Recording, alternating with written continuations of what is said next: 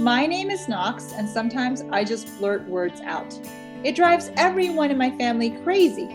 I don't mean to, I just really need to know things. Like right now, when my dad's trying to explain the coronavirus to us and the reasons why we're going to America. It's safer there, Dad says. They don't have the virus. How's it safer? I ask. He just said, my brother Bo interrupts. Listen for a change, not. New York Times bestselling author Kelly Yang is the author of the award-winning Front Desk series for middle grade readers. Front Desk was awarded the 2019 Asian Pacific American Award for Literature and was named a Best Book of the Year by NPR, The Washington Post, and the New York Public Library. Kelly's new book, New from Here, is based on her own family's personal experience of moving from Hong Kong to California at the beginning of the pandemic. Kelly's main character, Knox, must adjust to being the new kid at school while also facing rising anti-Asian racism in his community. Filled with humor and wisdom, New from Here is an uplifting story of resilience and hope in extraordinary times. For today's conversation, Kelly Yang is joined by Jeff Kinney, creator of the children's literature sensation Diary of a Wimpy Kid. All of Kelly's and Jeff's books are available for order from St. Louis independent bookstore, The Novel Neighbor.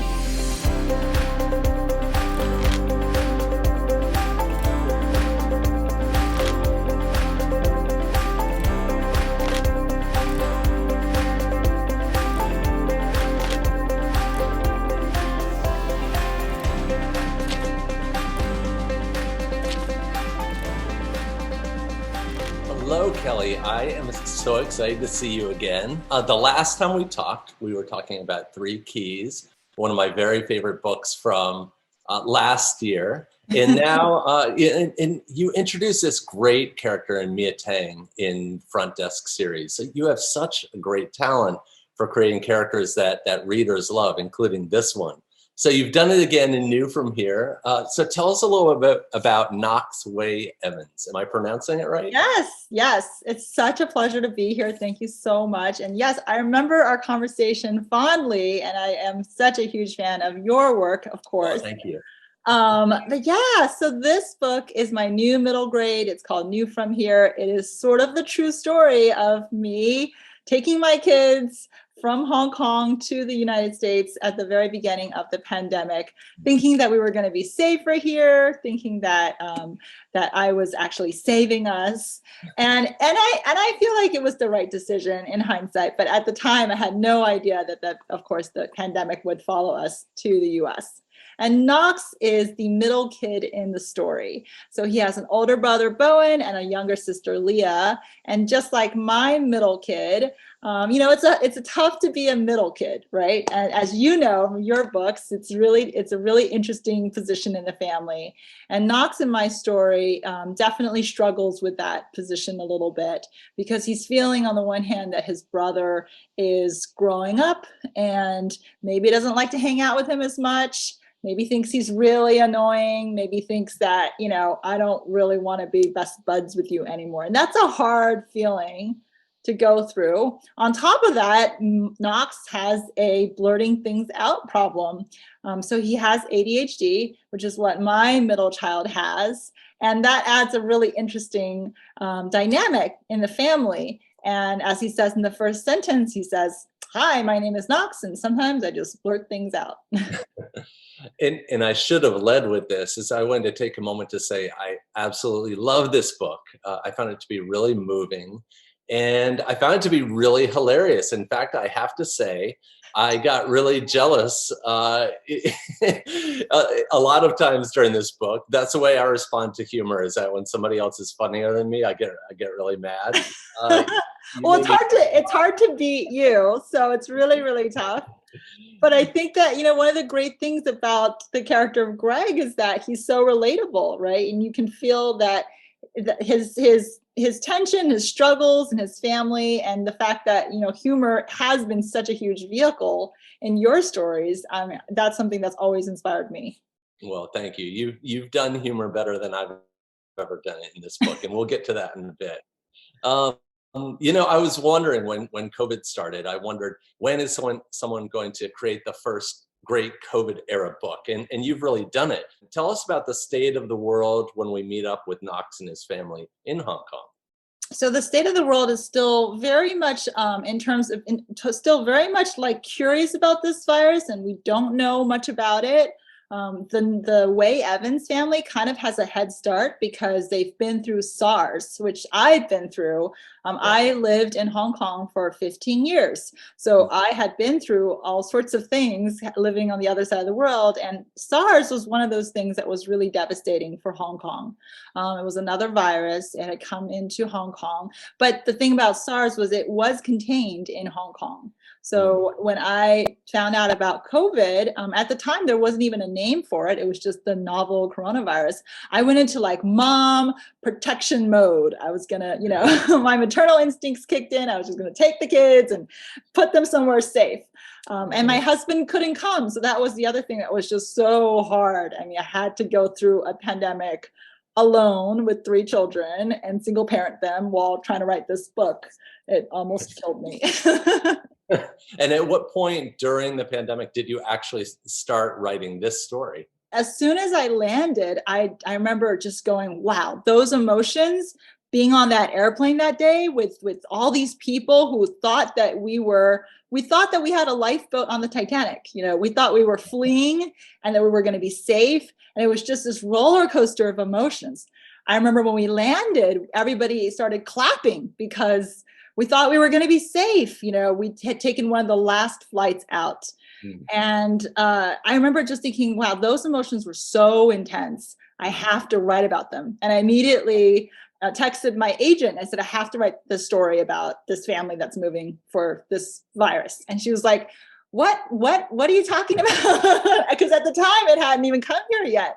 And then by March, of course, we were all like, okay, yeah, we are familiar now with this feeling that Kelly's been talking about. And what were those early days like for you and your family? I remember what they were like for me and mine. And I just wondered, what was it like for your family? Well, it was a sense of just dread that, we had to go through this like round 2 of this, because we had already gone through the school closures in Hong Kong. We'd already gone through the panic, possibly, people didn't have enough masks, this kind of thing. And so it was kind of like an eerie deja vu all over again in the States, except the difference was now I have 3 kids on my own. We were separated as a family with really no end date as to when that was going to be reconciled. And in those early days, once you were actually locked down, I mean, I remember what it was like. We my kids were in the house, really locked in the house. And what was it like? Was it all sort of sadness and misery and anxiety? Was there any joy to be found during that time? Yeah, it was a really funny period because finally we had to confront each other as a family. We had to have fun together as a family all over again. And of course that was ridiculous. It was amazing. It was hysterical. It was hard and trying. And I'm sure we all got sick of each other. Right. But we also came together as a family. And it was those bonding moments that I think a lot of us do remember about this special time.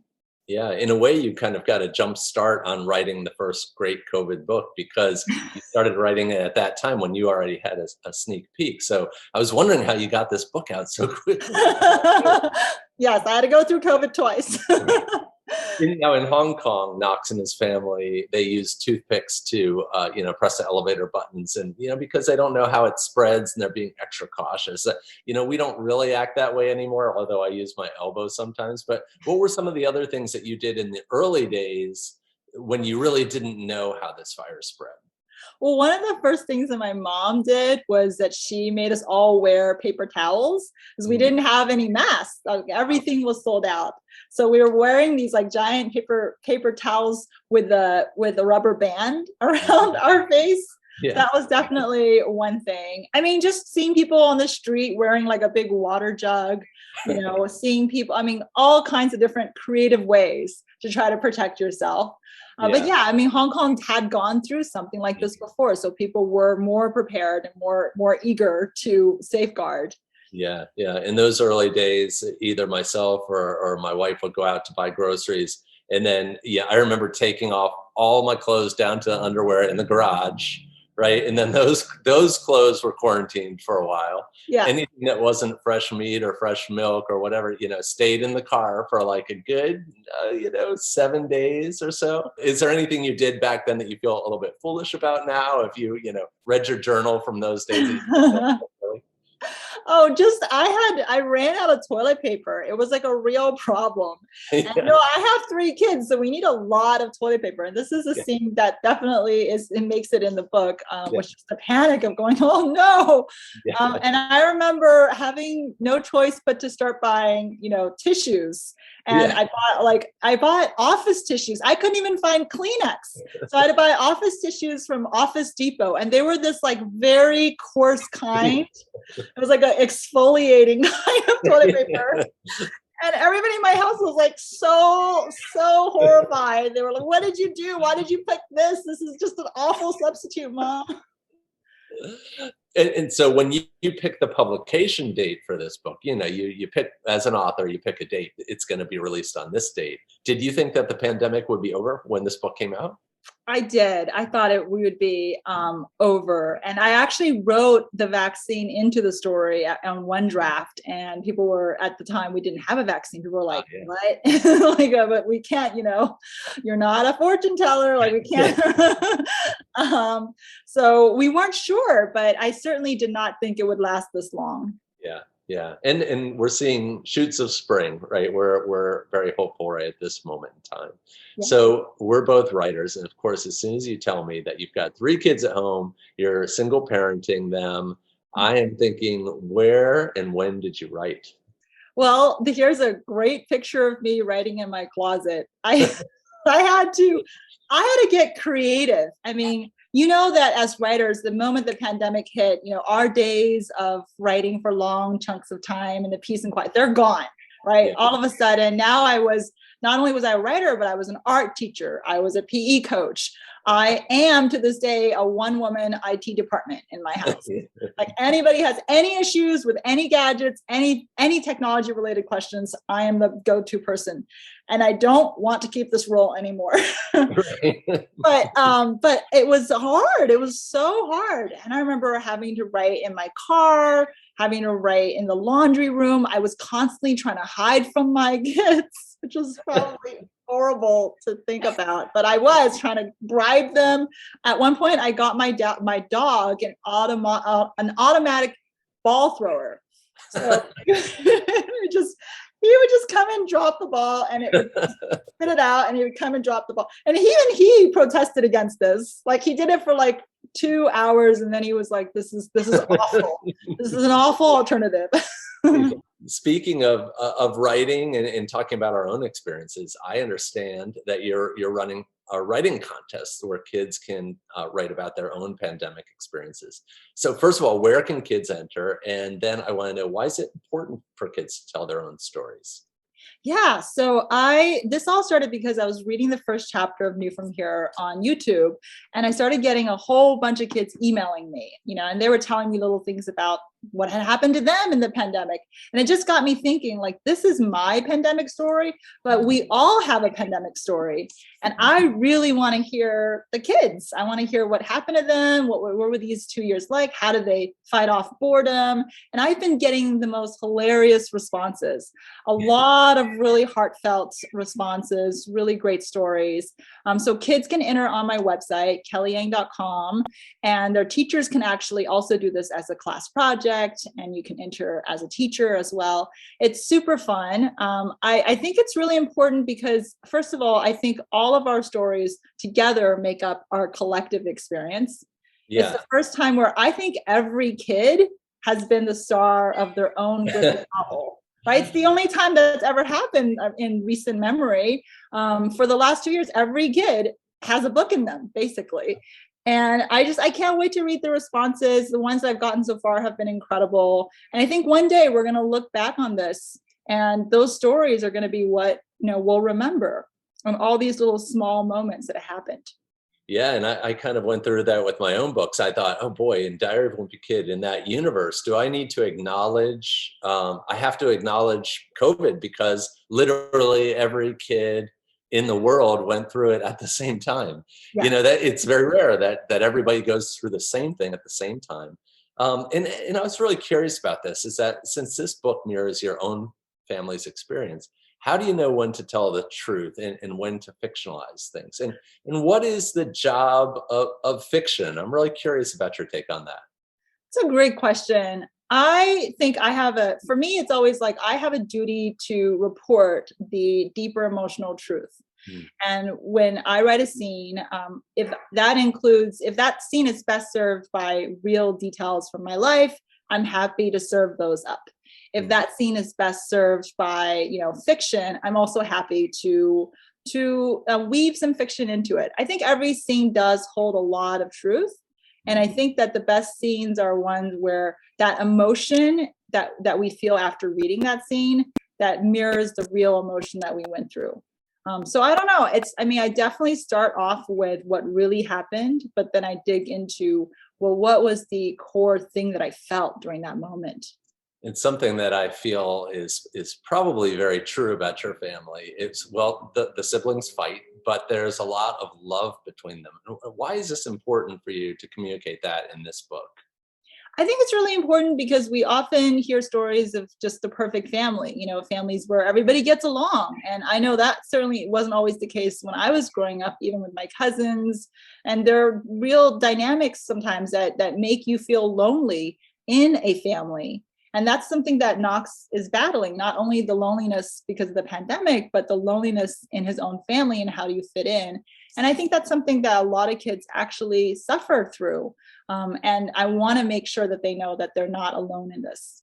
Yeah, and Knox and his siblings, they're under a lot of stress. They're worried about their parents' finances. They're worried about their job security. These are things that you wouldn't think that kids would have to worry about, but they're listening and they pick up on things and they notice things. One of my favorite passages is when, well, mom and dad are separated by, oceans half a world apart, but mom stays on her side of the bed, but then one day she sort of shifts a little bit and she moves her work into the middle of the bed, and Knox, that makes him worried. I thought that was really a brilliant observation because kids do notice things.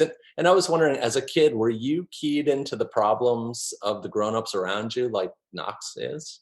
Oh yeah, definitely. I think part of it was because my mom is an oversharer. she just loves sharing everything that is going through her mind. So she probably shared way too much. And also I was the official person on the phone for my family. I was the person dealing with credit cards, dealing with the TV, dealing with, everything you can imagine, because I was the one who spoke the best English. And so from a young age, I learned all of our problems. It seems like now you're burdened with IT knowledge. Yes. Because you're most fluent in IT. I mentioned before, this book is so funny. Some of my favorite passages are when the kids take on their parents' problems head on. They're trying to get their dad a job.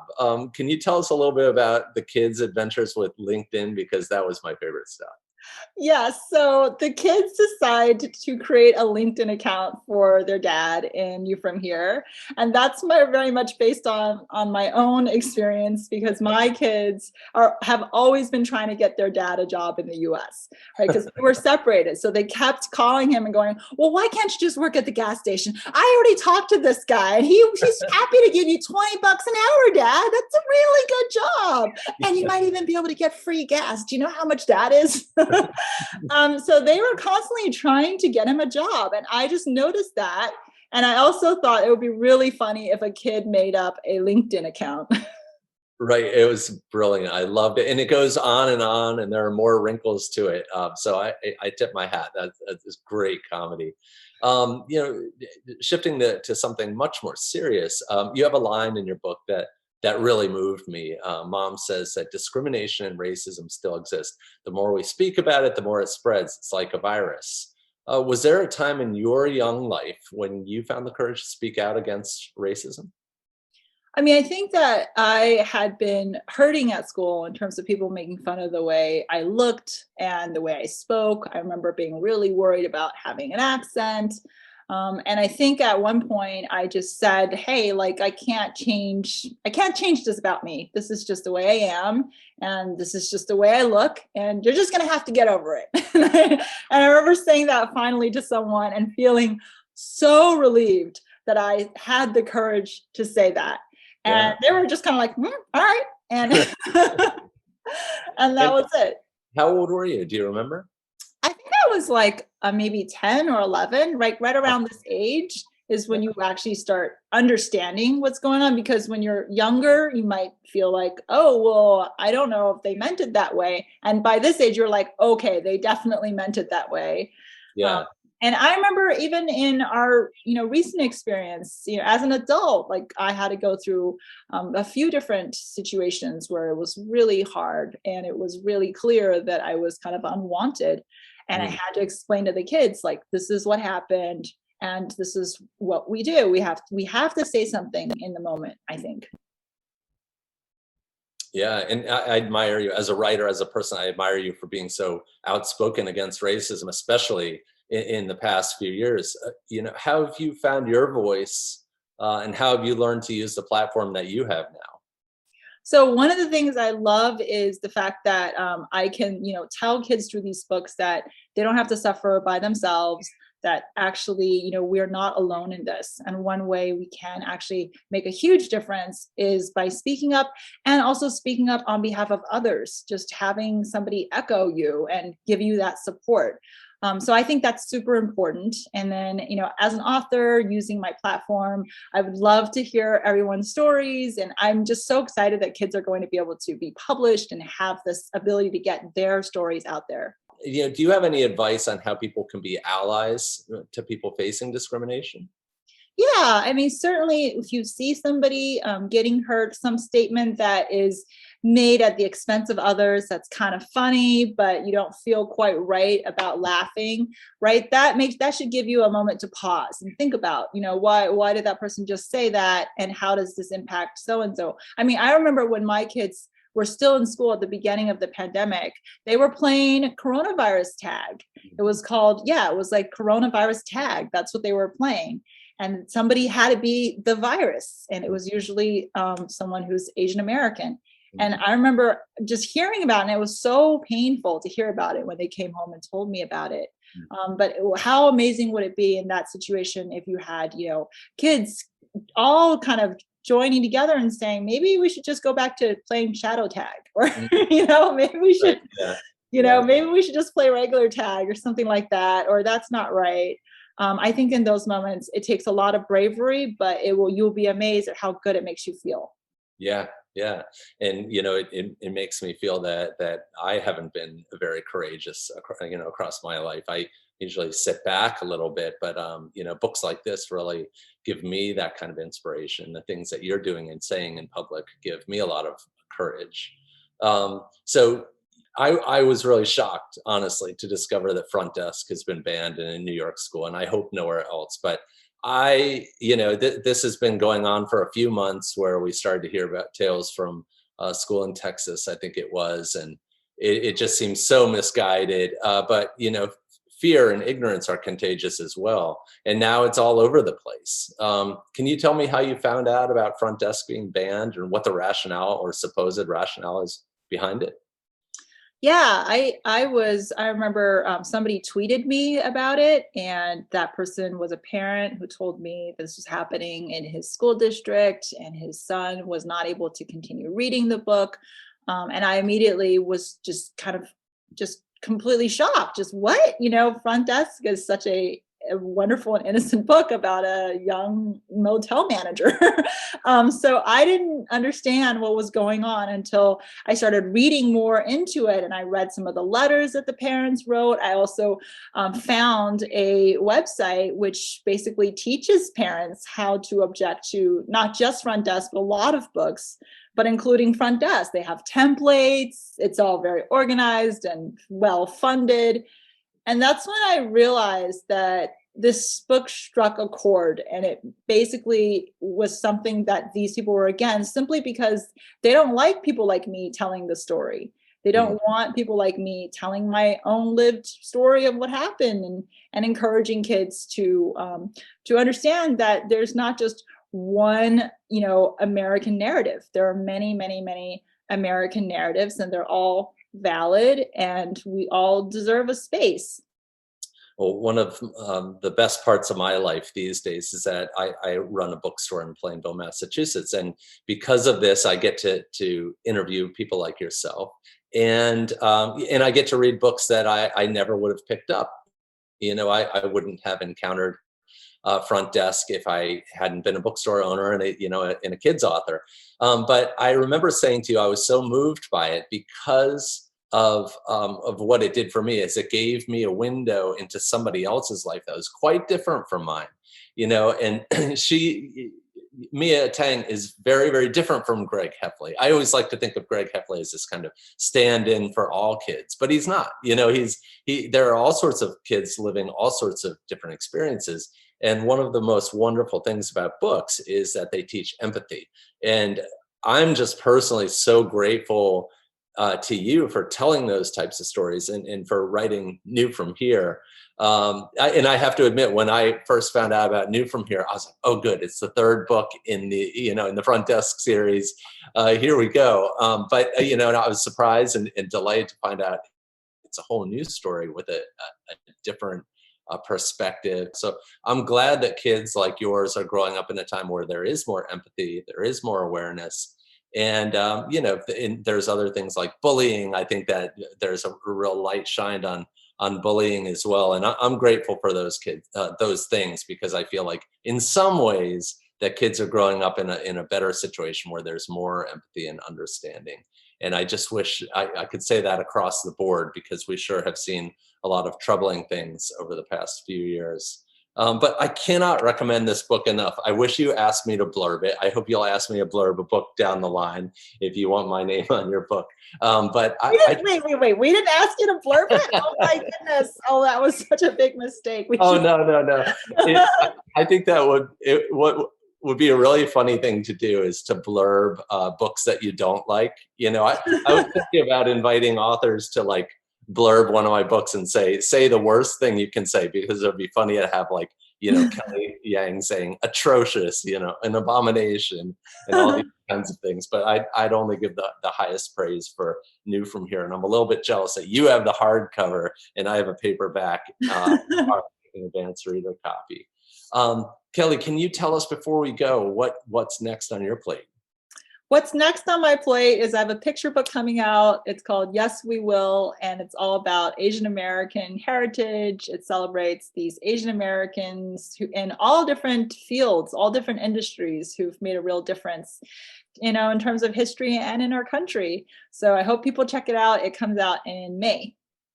I love it. I can't wait to read it. And you are making such a big difference. Thank you so much for spending time with me. I'm so glad we got to do this event together. And I really encourage everybody to buy the book New From Here, but also to buy everything in Kelly Yang's catalog. She's so funny and she's such a good writer and she speaks the truth. So thank you very much, Kelly. I hope you have a great rest of your day.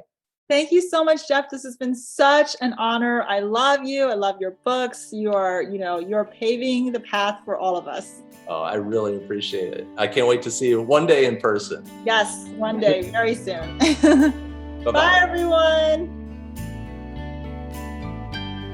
For how long, Bowen asks. Until this thing is over. A month, maybe? Dad answers.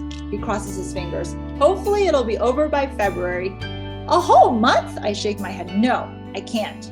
I feel the tears building inside. Dad's my best friend. He's the one who tickles me to bed every night, who picks me up from after-school soccer and my little sister from after-school art every day, who hasn't missed a single soccer game, not even when Mom's traveling for work, who's always there for us. I can't be gone from him for that many days. I'm not going, I say. Being stuck in America with my big brother will definitely kill me before the virus does. I'll take my chances here. Bowen immediately takes one of the surgical face masks on the counter and puts it on his face like I'm already contagious. What a wimp. I only have two true friends in the world, Dad and my friend Amir, who moved back to London. Thankfully, I still have my other best friend, and I'm not leaving him behind.